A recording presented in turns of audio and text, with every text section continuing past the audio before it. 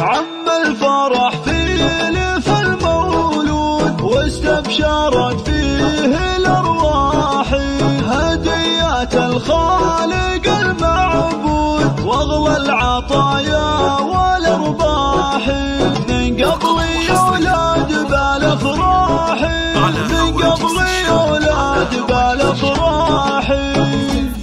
عم الفرح فيه لف المولود واستبشرت فيه الأرواح، هدية الخالق المعبود واغلى العطايا والأرباح، جعله من أهل الفخر والزود عساه يلقيه برباح، القلب واقف يهلبه وابوه ولشبوه وقال علي مراقبه، الطيب والمرجله مشهور عن الرفق بمصاليبه، امه عريضات نسب وجذور عز تشرف مكاسبه، خواته شيخات كل الحور عز تشرف مكاسبه.